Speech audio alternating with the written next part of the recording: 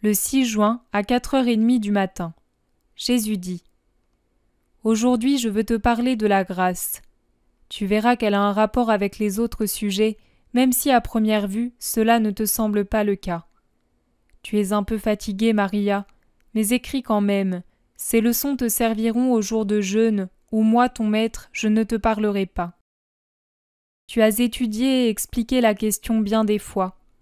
Mais je veux t'expliquer la grâce à ma façon, dans sa nature et dans ses effets. La grâce, c'est posséder en vous la lumière, la force, la sagesse de Dieu. En d'autres mots, avoir la ressemblance intellectuelle avec Dieu, ce qui est le signe unique et incomparable de votre filiation à Dieu. Sans la grâce, vous seriez simplement des créatures animales, évoluées au point d'être pourvues de raison et d'une âme, mais d'une âme au niveau de la terre, capable d'évoluer dans les contingences de la vie terrestre, mais incapable de s'élever jusqu'aux régions de la vie de l'esprit.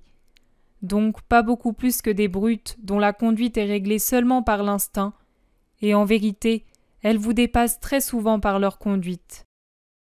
La grâce est donc un don sublime, le plus grand don que Dieu, mon Père, ait pu vous faire. Et il vous le fait gratuitement, parce que son amour de Père pour vous est infini, tout comme il est lui-même infini.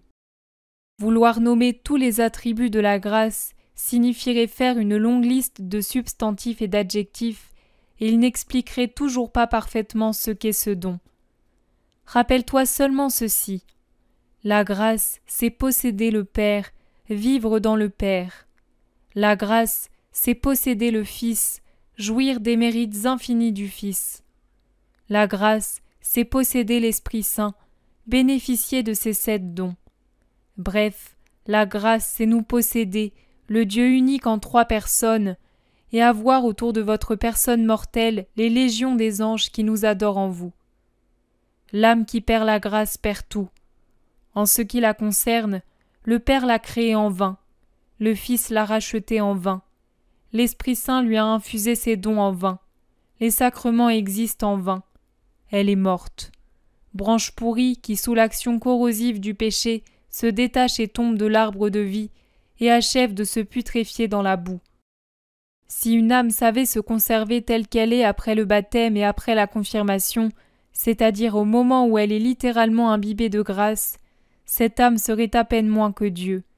Que cela te dise tout. Vous êtes stupéfait au récit des prodiges de mes saints. Mais ma chère, il n'y a pas de quoi être stupéfait. Mes saints possédaient la grâce. Ils étaient donc des dieux, car la grâce déifie. N'ai-je pas dit moi-même dans mon évangile que les miens feront les mêmes prodiges que moi ?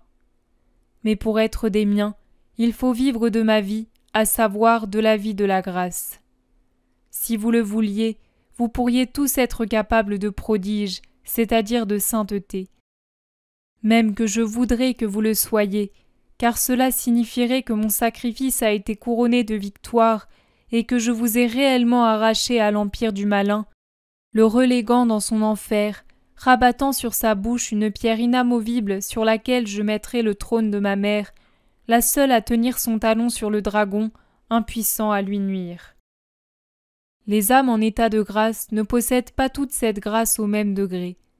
Non parce que je l'infuse en quantité différente, mais parce que vous la conservez en vous à des degrés différents.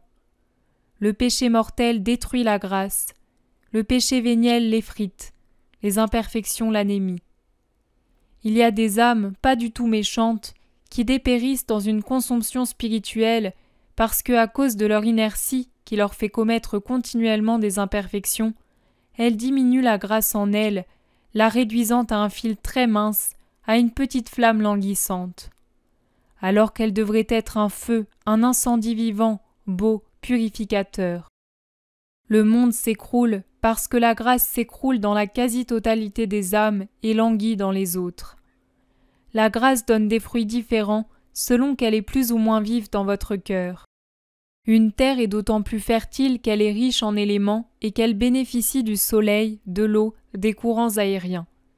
Il y a des terres stériles, maigres, qui sont arrosées, réchauffées par le soleil, balayées par les vents, mais en vain.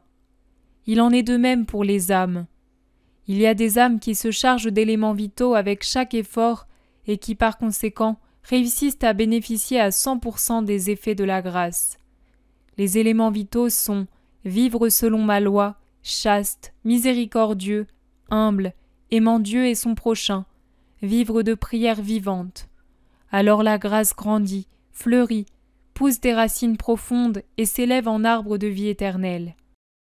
Alors l'Esprit Saint, tel un soleil, inonde l'âme de ses 7 rayons, de ses 7 dons. Alors moi, le Fils, vous pénètre avec la pluie divine de mon sang. Alors le Père vous regarde avec satisfaction, voyant en vous sa ressemblance.